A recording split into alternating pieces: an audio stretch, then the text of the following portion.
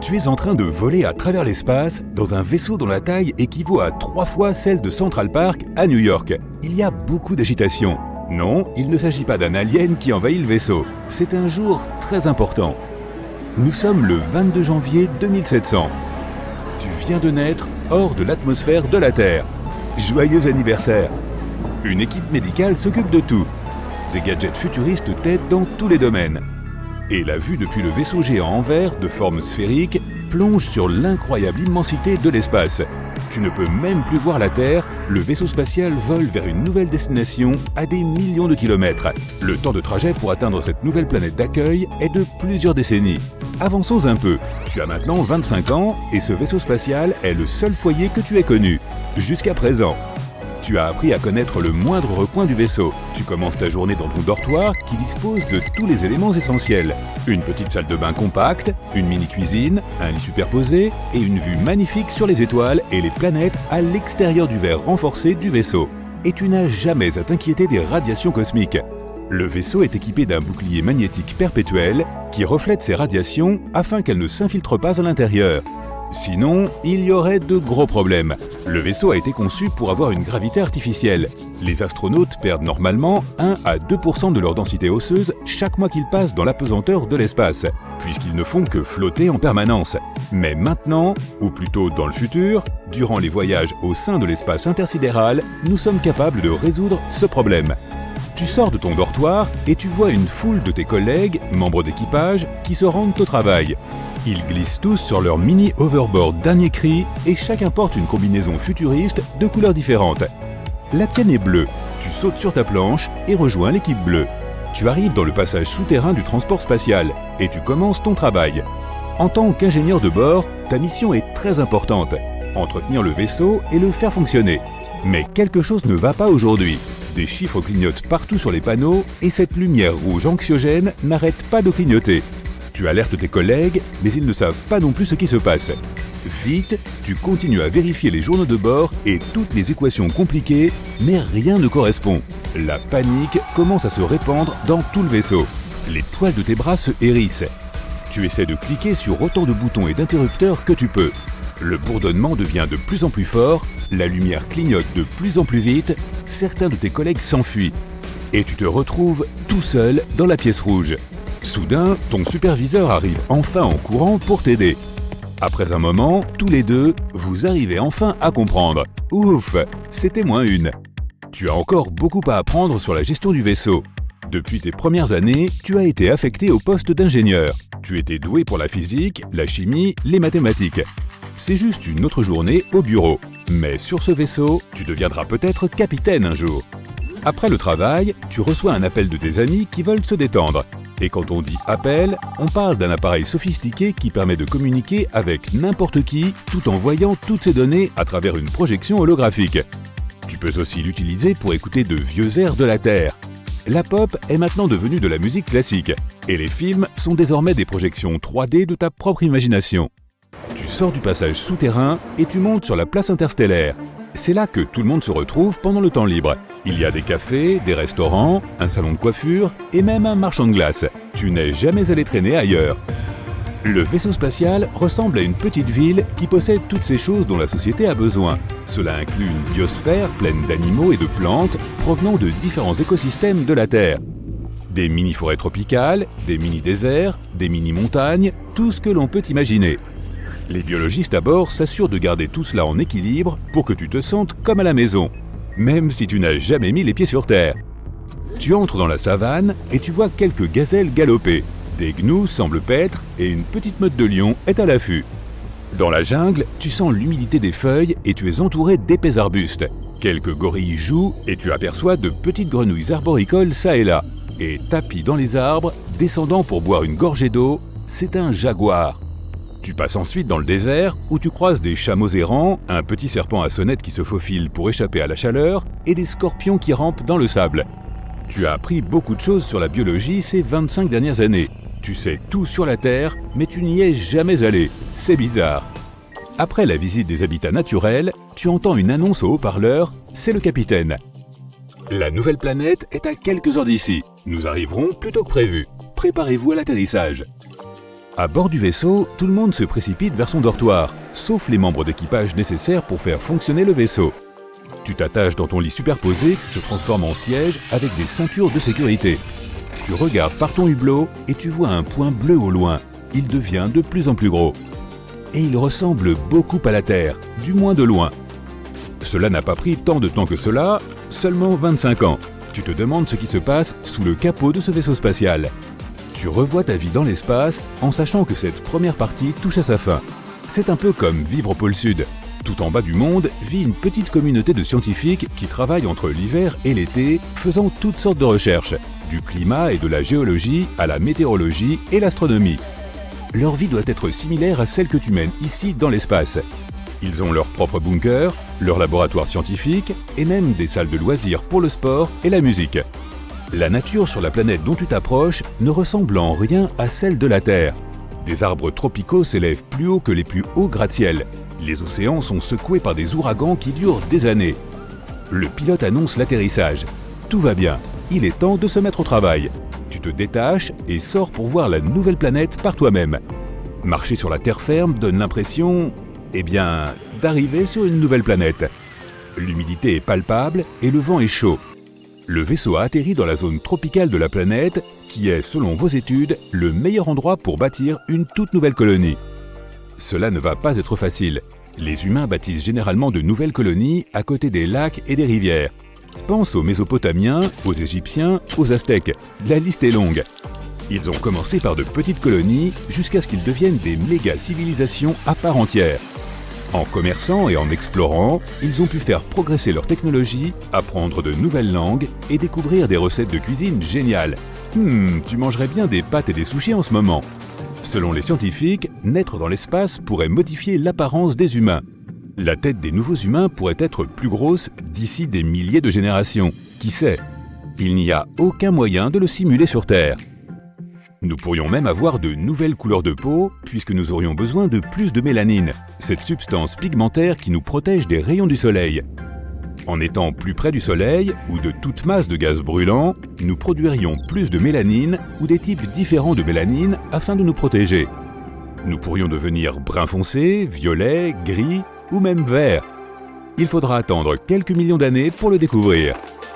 Et sans gravité, les humains devraient s'habituer à avoir une densité osseuse plus faible, un peu comme les oiseaux. Cela signifie que nous serions probablement plus faibles que nos anciens ancêtres de la Terre, et que nous aurions des comportements physiques un peu étranges. La gravité est essentielle pour notre équilibre, et la mobilité est l'un des facteurs clés de la survie humaine. Donc, sans gravité, nous aurions probablement des exosquelettes pour marcher et courir, ou même pour sortir les poubelles. Bon, rien de tel ne va se produire avant très longtemps. On est encore en train de réfléchir à la façon d'amener quelqu'un dans ce monde, ou hors de ce monde. Techniquement parlant, l'espace extra-atmosphérique est considéré comme étant à 100 km au-dessus du niveau de la mer de n'importe quel continent du monde. Au-delà, les possibilités sont infinies. Nous sommes le 12 avril 2212. C'est une date importante pour l'humanité, le 300e anniversaire du lancement du légendaire Titanic. Les meilleurs ingénieurs du monde ont collaboré pendant des années pour présenter leur chef-d'œuvre au public, le Spacetanic. Et ils l'ont fini juste à temps. Le glorieux vaisseau spatial attend dans son port sous les feux de la rampe, photographié par des milliers de personnes. Le voyage a été prévu pour le 12 avril, tout comme il y a 300 ans. Enfin, le grand jour est arrivé. Les passagers vont monter à bord du plus magnifique vaisseau spatial de l'époque. Ils le qualifient d'impénétrable. Il compte 12 ponts, en partant de la 3e classe la plus proche du fond à la 1re classe la plus luxueuse en haut, avec vue panoramique sur l'espace. Le navire se prépare au lancement, les moteurs démarrent, le compte à rebours a commencé. Et le Spacetanic décolle vers le ciel. Il devient rapidement une simple tache dans le grand ciel et disparaît ensuite. Le premier jour de vol se passe parfaitement. Le vaisseau quitte l'atmosphère terrestre en moins d'1 heure et les passagers profitent de la vue magnifique de l'extérieur. Cette belle planète bleue et verte sur le fond vide et noir de l'espace. Le vaisseau ralentit un peu lorsqu'il arrive dans l'orbite. Il y a trop de satellites et de débris spatiaux qui tournent autour de la Terre. Le Spacetanic doit faire attention à manœuvrer autour des morceaux de métal qui flottent à 0 G. L'un d'eux se dirige droit vers le vaisseau. Mais il vire sur les brûleurs latéraux et s'écarte juste à temps. Le morceau de ferraille passe sans encombre. Enfin, le navire sort de la zone de danger et se retrouve dans le grand noir. Il allume les rétropropulseurs pour accélérer et se dirige vers le côté lumineux de la Lune.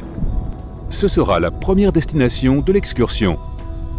La planète devient progressivement plus petite et peu à peu, à mi-chemin du satellite naturel, les gens à bord peuvent s'émerveiller de la vue imprenable sur le Soleil.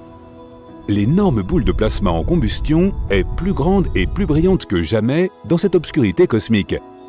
Soudain, le capitaine du navire fait une annonce. Tous les passagers sont invités à se rendre sur les ponts de promenade pour assister au déploiement des panneaux solaires. Les gens sortent pour se délecter de la vue. Les panneaux argentés et noirs sortent lentement de leur fente de confinement et le Space Tanic prend enfin sa véritable forme. Alors que l'énergie du Soleil commence à affluer dans le vaisseau, les propulseurs tournent au minimum. Le vaisseau spatial est maintenant en mode collecte d'énergie. Pour que le voyage vers Mars ne dure que quelques jours, il doit effectuer une sorte de saut vers sa destination. 5 heures après, une deuxième annonce retentit à bord. Le navire s'approche de la Lune et les passagers sont invités à observer le satellite de près. Le Space Tanic passe à plusieurs milliers de kilomètres et la Lune semble énorme. Tous les cratères du satellite, même les plus petits, sont visibles à l'œil nu. La vue est exceptionnelle. La Lune reste derrière et les lumières du vaisseau s'éteignent. Il n'y a pas de changement naturel du jour et de la nuit dans l'espace, donc l'équipage surveille l'heure et imite ce changement. Le jour suivant ne promet rien de vraiment intéressant, car il y aura une longue route entre la Lune et Mars. Les passagers se rendent à leur cabine pour dormir. Les 2 jours suivants se déroulent sans incident. Sur les ponts, de nombreux divertissements sont disponibles pour les clients, des salles de sport et des piscines, aux salles de jeux et de danse. Les voyageurs se promènent sur les ponts pour profiter de la vue sereine sur l'espace. Tout se passe normalement. Le 4e jour, le capitaine annonce enfin que le Space Tanic se prépare pour le grand saut vers leur destination dans 30 minutes.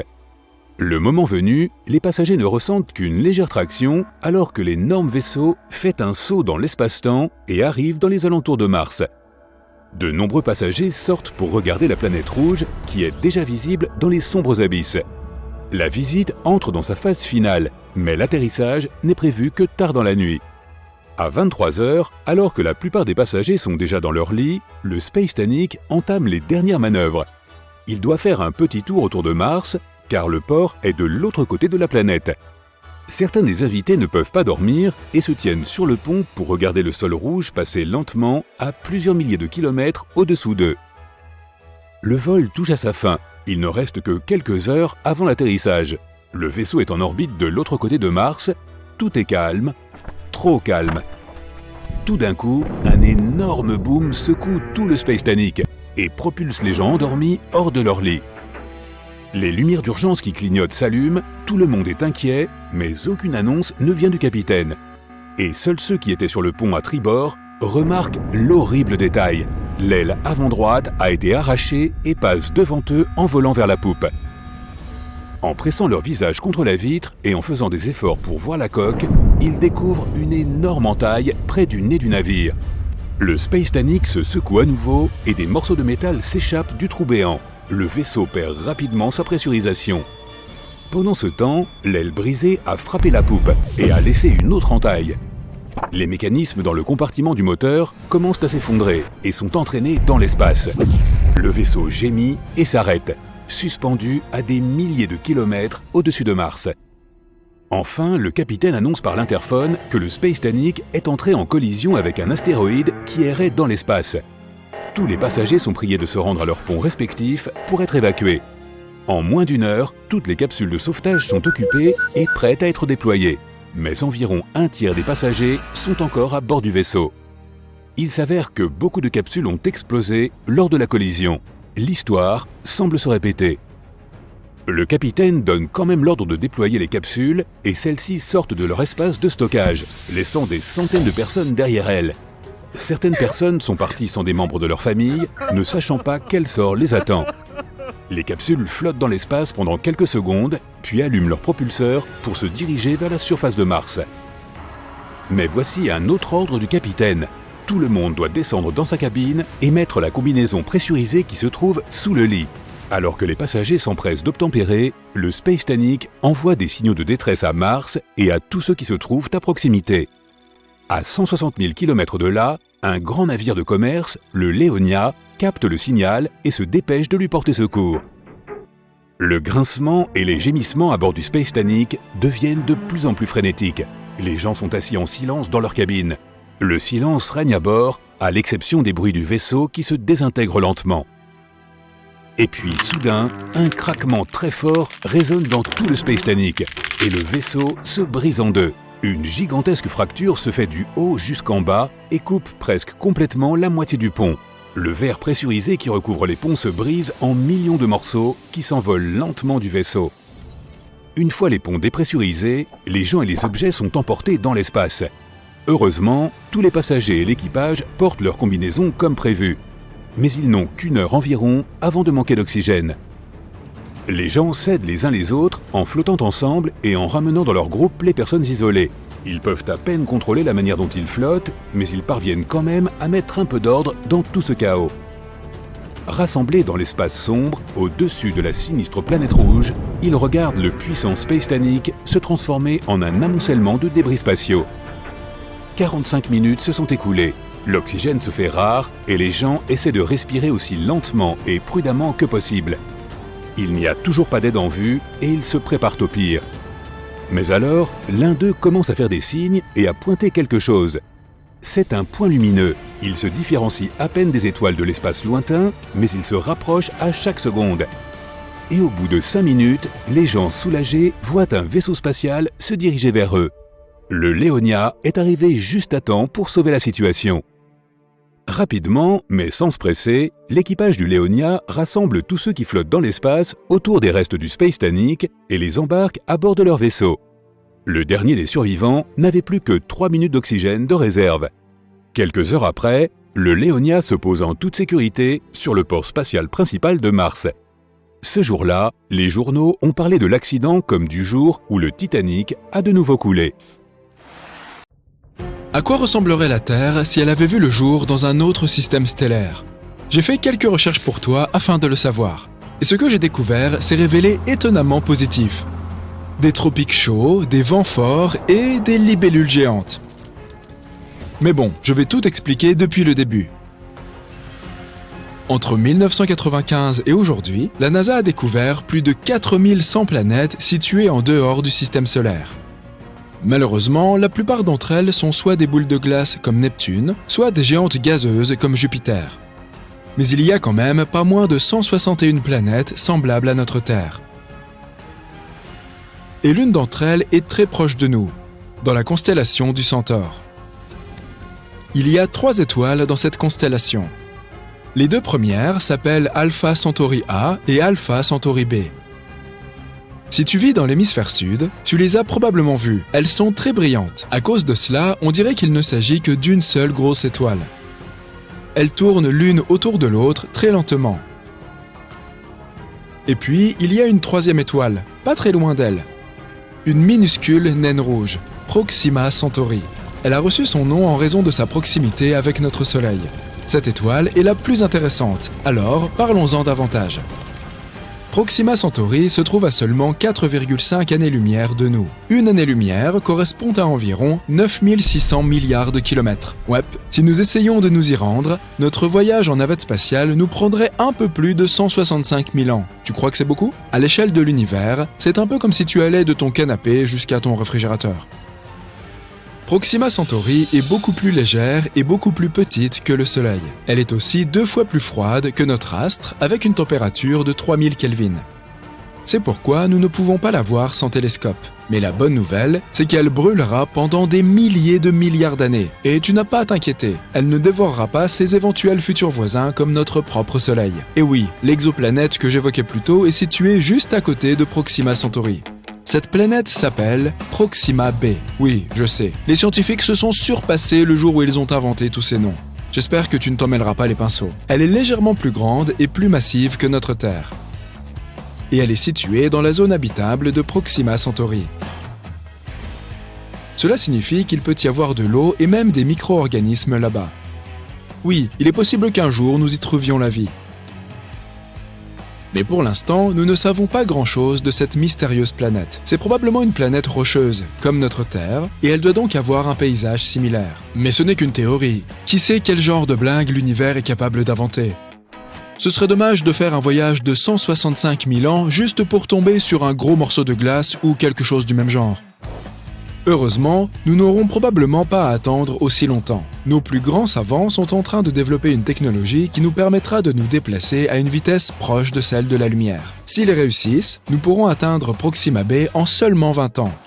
Mais trêve de bavardage, cette vidéo ne porte pas sur Proxima b. Elle porte sur ce qui serait arrivé si la vie était apparue non pas dans notre système solaire, mais dans Alpha Centauri.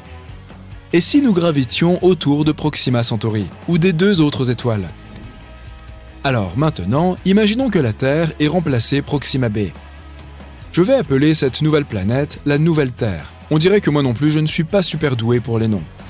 Tout d'abord, parlons de l'orbite. Cette nouvelle Terre doit être environ 25 fois plus proche de son étoile que Proxima b ne l'est. Sinon, il va y faire un froid inimaginable. Déplaçons donc la planète un peu plus près. Parfait. Une journée dure toujours 24 heures. Mais notre période orbitale est très élevée. Proxima b tourne autour de son étoile en 11 jours. Mais nous y arriverons en seulement 8 jours. Tu pourras fêter ton anniversaire toutes les semaines. Super, mais attends, il y a un petit problème. Tu vois, Proxima Centauri est une étoile éruptive. Cela signifie que, parfois, sans prévenir, elle projette des vents stellaires. Ces vents transportent tout un tas de particules ionisées, qui se déposent ensuite sur les planètes. Oui, notre Soleil lui aussi fait ça. Mais Proxima Centauri nous bombarde avec une puissance 2000 fois supérieure. Les niveaux de radiation sont donc hors normes, c'est le moins que l'on puisse dire. Mais ne t'inquiète pas, tout va bien. Tout ce dont nous avons besoin, ce sont de champs magnétiques incroyablement robustes. Ils nous permettront d'avoir une atmosphère très épaisse et de nous protéger des coups de colère de Proxima Centauri. Mais maintenant, il va faire très chaud. Ou pas. Encore un problème. Les scientifiques ne savent toujours pas exactement comment les planètes de Proxima Centauri gravitent autour d'elle. Et s'il s'avérait qu'elles sont en état de verrouillage gravitationnel comme notre Lune ? Alors, une moitié de notre nouvelle Terre serait une poêle à frire, et l'autre moitié serait constituée de déserts glacés. Allez, ce n'est pas grave, nous nous installerons simplement quelque part au milieu. Je n'imaginais pas que je dirais ça un jour, mais il fera certainement doux au pôle Nord. Et si nous avons un peu de chance avec la rotation de notre planète, nous jouirons d'un climat tempéré et douillet. La moyenne sera d'environ 21 degrés et il n'y aura pas de températures extrêmes. Sur cette nouvelle Terre, nous disposerons de beaucoup plus d'eau. La météo y sera généralement assez folle, des vents très forts et des pluies dévastatrices qui pourront durer assez longtemps. Mais on pourra s'adapter. Les changements de température sont beaucoup plus perceptibles dans les montagnes. Tout comme sur Terre, plus tu montes, plus il fera froid. Sauf qu'il fera très froid ici, au sommet. Pour cette raison, il y aura des jungles au bas des montagnes et des collines et des déserts enneigés sur les sommets. Mais en général, ce sera presque comme sous les tropiques terriens. La flore y sera abondante. Les arbres seront peu élevés mais luxuriants. Notre atmosphère épaisse facilitera aussi le vol. Il y aura donc beaucoup de grands animaux volants. Par exemple, des libellules avec une envergure de 5 mètres. Passons à autre chose. Le ciel y sera beaucoup plus clair que sur Terre et très nuageux. Parfois, il aura l'air complètement blanc. Mais le ciel étoilé y sera magnifique et lumineux. Imagine, 4 soleils. Le principal, ce sera Proxima Centauri. Nous pourrons également voir les étoiles Alpha Centauri A et B, qui seront très brillantes. Et enfin, notre bon vieux Soleil, une superbe étoile lointaine. Allez, je t'autorise à verser une larme pour notre vieille Terre. Il y aura quelques planètes près de nous, comme Proxima Centauri C. L'étoile haute est entourée de 2 ceintures de poussière cosmique. Tu auras donc droit à de splendides panoramas nocturnes. Au final, nous aurons donc une planète un peu folle, mais magnifique et verdoyante. Personnellement, j'accepterais d'y emménager dès le mois prochain. Et toi, qu'en dis-tu ? Partage ton avis dans les commentaires. Très bien, maintenant nous savons ce qui serait arrivé si notre Terre avait vu le jour près de Proxima Centauri. Mais si elle était apparue autour des 2 autres étoiles ? Malheureusement, il nous serait impossible de tourner autour de 2 étoiles en même temps. Les scientifiques pensent qu'il y a une planète qui saute d'une orbite à l'autre entre Alpha Centauri A et B.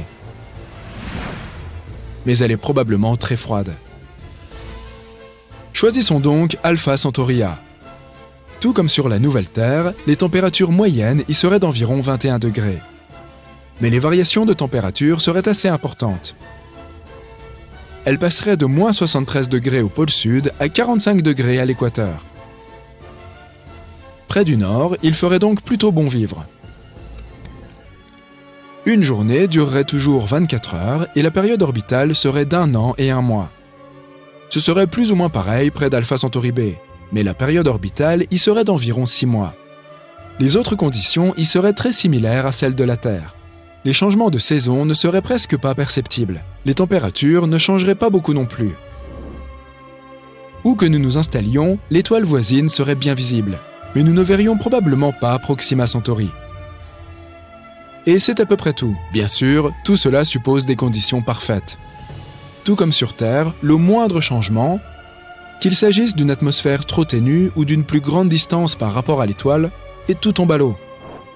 Nous avons donc eu énormément de chance avec notre Terre. Mais les possibilités de découvrir une planète habitable sont très élevées. Au minimum, il y a 15 millions de planètes dans notre univers où nous pourrions trouver de la vie.